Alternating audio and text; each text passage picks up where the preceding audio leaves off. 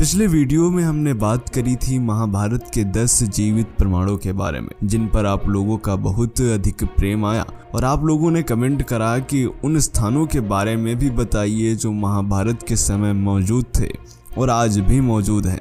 मित्रों, आज हम बात करेंगे महाभारत काल से जुड़े 20 ऐसे स्थानों के बारे में जो आज भी मौजूद हैं।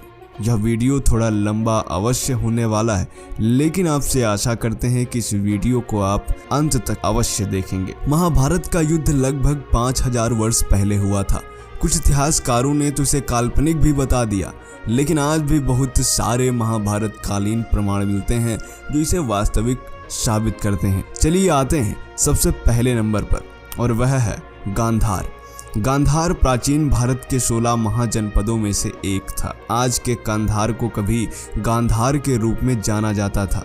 यह देश पाकिस्तान के रावलपिंडी से लेकर सुदूर अफगानिस्तान तक फैला हुआ था। इस प्रदेश का मुख्य केंद्र आधुनिक पेशावर और आसपास के इलाके थे। धृतराष्ट्र की पत्नी गांधारी वहां के राजा सुबुल की पुत्री थी। इस महाजनपद के प्रमुख नगर थे पुरुषपुर, जो कि आज का आधुनिक पेशावर है, और तक्षशिला इसकी राजधानी थी। इसका अस्तित्व 600 ईसा पूर्व से 11वीं सदी तक रहा। कुषाण शासकों के दौरान यहाँ बौद्ध धर्म बहुत फला फूला।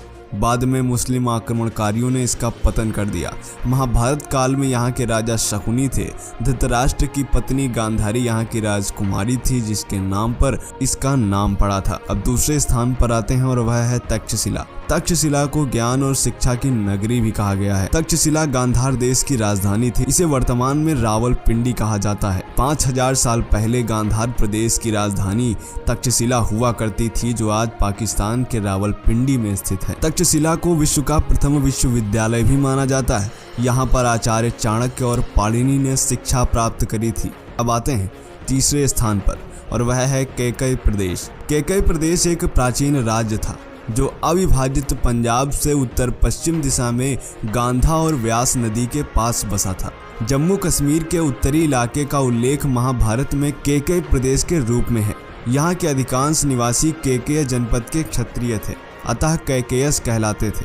कैकई देश का उल्लेख रामायण में भी आता है। राजा दशरथ की सबसे छोटी रानी कैकई और उसकी दासी मंथरा यहीं की थी। अब आते हैं चौथे नंबर पर, और वह है मध्य प्रदेश। कैकई प्रदेश से ही सटा हुआ मध्य प्रदेश का आशय जम्मू कश्मीर से ही है। ऐतरेय ब्राह्मण के मुताबिक हिमालय के नजदीक होने की वजह से मध्य प्रदेश को उत्तर कुरु भी कहा जाता था। महाभारत काल में मध्य प्रदेश के राजा शल्य थे, जिनकी बहन माद्री का विवाह राजा पांडु से हुआ था। नकुल और सहदेव माद्री के पुत्र थे। 5वें नंबर पर आते हैं और वह स्थान है उज्जैनक। महाभारत काल में उज्जैनिक नाम के जिस स्थान का जिक्र किया गया है, आज उत्तराखंड के काशीपुर के नाम से जाना जाता है। आज के नैनीताल का जिक्र महाभारत में उज्जैनक के रूप में किया गया है। गुरु द्रोणाचार्य यहाँ पांडवों और कौरवों की अस्त्र शस्त्र की शिक्षा देते थे। कुंती पुत्र भीम ने गुरु द्रोण के आदेश पर यहाँ एक शिवलिंग की भी स्थापना की थी। यही वजह है कि इस क्षेत्र को भीम शंकर के नाम से भी जाना जाता है। यहाँ भगवान शिव का एक विशाल मंदिर है। कुछ विशेषज्ञ मानते हैं कि यह शिवलिंग 12 ज्योतिर्लिंगों में से एक है। यहाँ स्थित द्रोण सागर झील के बारे में कहा जाता है कि गुरु दक्षिणा देने के लिए पांडवों ने इस झील का निर्माण किया था। छठे स्थान के बारे में बात करते हैं और वह है शिवी देश। महाभारत काल में दक्षिण पंजाब को शिवी देश कहा जाता था। महाभारत में महाराज उशीनर का जिक्र है, जिनके पौत्र शैव थे। शैव की पुत्री देविका का विवाह युधिष्ठिर से हुआ था। शैव एक महान धनुर्धारी थे और उन्होंने कुरुक्षेत्र के युद्ध में पांडवों का साथ दिया था। अब आते हैं 7वें नंबर पर, और वह है बाणगंगा। कुरुक्षेत्र से करीब 3 किलोमीटर की दूरी पर स्थित है बाणगंगा। कुरुक्षेत्र में स्थित ब्रह्म सरोवर से पूर्व दिशा में लगभग 2.5 किलोमीटर की दूरी पर बसे ऐतिहासिक गांव दयालपुर के निकट बाणगंगा तीर्थ महाभारत काल में कौरव पांडवों की युद्ध की यादों को संजोए हुए है। कहा जाता है कि महाभारत की भीषण लड़ाई में घायल पितामह भीष्म को यहाँ सरसैया पर लिटाया गया था। भीष्म ने प्यास लगने पर जब पानी की मांग की तो अर्जुन ने अपने वाणों से धरती पर प्रहार किया और गंगा की धारा फूट पड़ी। इसी कारण इसे वाणगंगा कहा जाता है। अब आते हैं 8वें नंबर पर, और वह है कुरुक्षेत्र। कुरुक्षेत्र हरियाणा राज्य का एक प्रमुख जिला और उसका मुख्यालय है। यह एक महत्वपूर्ण हिंदू तीर्थ स्थल भी है। माना जाता है कि महाभारत की लड़ाई यहीं हुई थी और भगवान कृष्ण ने अर्जुन को गीता का उपदेश यहीं ज्योतिषर नामक स्थान पर दिया था। अब आते हैं नंबर 9 पर और वह है हस्तिनापुर। हस्तिनापुर का इतिहास महाभारत के काल से शुरू होता है। यह भी शास्त्रों में गजपुर, हस्तिनापुर, नागपुर, असंधिवंत, ब्रह्मस्थल आदि के रूप में वर्णित है। सम्राट अशोक के पौत्र राजा संप्रति ने यहाँ अपने साम्राज्य के दौरान कई मंदिरों का निर्माण किया था। महाभारत में उल्लिखित हस्तिनापुर का इलाका मेरठ के आसपास है। यह स्थान चंद्रवंशी राजाओं की राजधानी थी। सही मायने में युद्ध की पटकथा यहीं लिखी गई थी। महाभारत युद्ध के बाद पांडवों ने हस्तिनापुर को अपने राज्य की राजधानी बनाया। अब आते हैं नंबर 10 पर और वह है वर्णावत। यह स्थान भी उत्तर प्रदेश के मेरठ के नज़दीक ही माना जाता है। वर्णावत में पांडवों को छल से मारने के लिए दुर्योधन ने लाक्षागृह का निर्माण करवाया था। यह स्थान गंगा नदी के किनारे है। महाभारत की कथा के मुताबिक इस ऐतिहासिक युद्ध को टालने के लिए पांडवों ने जिन 5 गांवों की मांग रखी थी उनमें एक वर्णावत भी था। आज भी यहाँ एक छोटा सा गांव है जिसका नाम वर्णावा है। अब आते हैं नंबर 11 पर और वह है पांचाल प्रदेश। हिमालय की तराई का इलाका पांचाल प्रदेश के रूप में उल्लिखित है। पांचाल के राजा द्रुपद थे, जिनकी पुत्री द्रौपदी का विवाह अर्जुन के साथ हुआ था।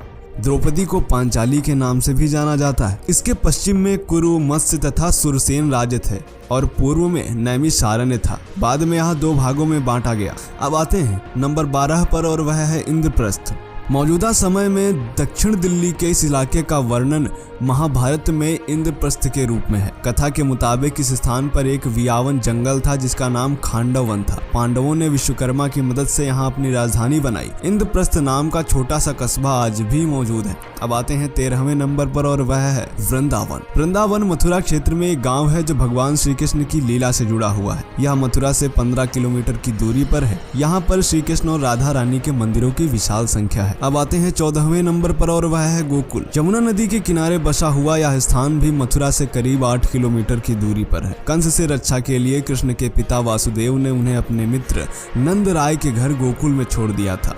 कृष्ण और उनके बड़े भाई बलराम गोकुल में साथ पले बढ़े थे और यह स्थान आज भी मौजूद है। अब आते हैं 15वें नंबर पर और वह है मगध। दक्षिण बिहार में मौजूद मगध जरासंध की राजधानी थी। जरासंध की 2 पुत्रियां अस्ति और प्राप्ति का विवाह कंस से हुआ था। जब भगवान श्री कृष्ण ने कंस का वध किया तब वह अनायास ही जरासंध के दुश्मन बन बैठे। जरासंध ने मथुरा पर कई बार हमला किया। बाद में मल्ल युद्ध के दौरान भीम ने जरासंध का अंत किया। महाभारत के युद्ध में मगध की जनता ने पांडवों का समर्थन किया था। अब आते हैं 16वें नंबर पर और वह है द्वारिका। द्वारिका गुजरात के देवभूमि द्वारका जिले में स्थित एक नगर तथा हिंदू तीर्थ स्थल है। यह हिंदुओं के सर्वाधिक पवित्र तीर्थों में से एक है तथा 4 धामों में से भी एक है। यह 7 पुरियों में एक पुरी है। यह नगरी भारत के पश्चिम में समुद्र के किनारे बसी है। हिंदू धर्म ग्रंथों के अनुसार भगवान श्री कृष्ण ने इसे बसाया था। इस जगह का धार्मिक महत्व तो है ही, रहस्य भी कम नहीं है। कहा जाता है कि कृष्ण की मृत्यु के साथ उनकी बसाई हुई यह नगरी भी समुद्र में डूब गई। आज भी यहाँ उस नगरी के अवशेष मौजूद हैं। अब आते हैं 17वें नंबर पर और वह है अंग देश। इसका क्षेत्र बिहार के मुंगेर से लेकर भागलपुर के जनपद एवं झारखंड के क्षेत्र में फैला हुआ था। दुर्योधन ने कर्ण को इस देश का राजा घोषित किया। मान्यताओं के मुताबिक जरासंध ने अंग देश दुर्योधन को उपहार स्वरूप भेंट किया था। इस स्थान को शक्तिपीठ के रूप में भी जाना जाता है। अंग देश वर्तमान में बिहार के भागलपुर के नाम से जाना जाता है। अब आते हैं 18वें नंबर पर और वह है कौशाम्बी। कौशाम्बी वत्स देश की राजधानी थी। वर्तमान में इलाहाबाद के नजदीक इस नगर के लोगों ने महाभारत के युद्ध में कौरवों का साथ दिया था। बाद में कुरुवंशियों ने कौशाम्बी पर अपना अधिकार कर लिया। परीक्षित के पुत्र जन्मेजय ने कौशाम्बी को अपनी राजधानी बनाया। अब आते हैं 19वें नंबर पर और वह है काशी। महाभारत काल में काशी को शिक्षा का गढ़ माना जाता था। महाभारत की कथा के मुताबिक पितामह भीष्म काशी नरेश की पुत्रियों अंबा, अंबिका और अंबालिका को जीत कर लेकर गए थे ताकि उनका विवाह विचित्र वीर्य से कर सके। अंबा के प्रेम संबंध राजा शल्य के साथ थे, इसलिए उसने विचित्र वीर्य से विवाह करने से इनकार कर दिया। अंबिका और अंबालिका का विवाह विचित्र वीर्य के साथ किया गया था। अब बात करते हैं 20वें स्थान के बारे में, जो कि इस वीडियो का अंतिम स्थान है और वह स्थान है अवंतिका। मध्य प्रदेश के उज्जैन का उल्लेख महाभारत में अवंतिका के रूप में मिलता है। यहाँ ऋषि सांदीपन का आश्रम था। अवंतिका को देश के 7 प्रमुख पवित्र नगरों में से एक माना जाता है। यहाँ भगवान शिव के 12 ज्योतिर्लिंगों में एक महाकाल शिवलिंग स्थापित है। पुराणों व महाभारत में उल्लेख आता है कि श्री कृष्ण नवाब बलराम यहाँ गुरु सांदीपन के आश्रम में विद्या प्राप्त करने हेतु आए थे। यह स्थान आज भी मौजूद है। तो मित्रों, आज हमने बात करी महाभारत काल से जुड़े 20 ऐसे स्थानों के बारे में जो आज भी मौजूद हैं। वीडियो पसंद आया हो तो लाइक करें, ऐसे ही वीडियो पाना चाहते हैं तो सब्सक्राइब करें द साइंटिफिक हिंदू को।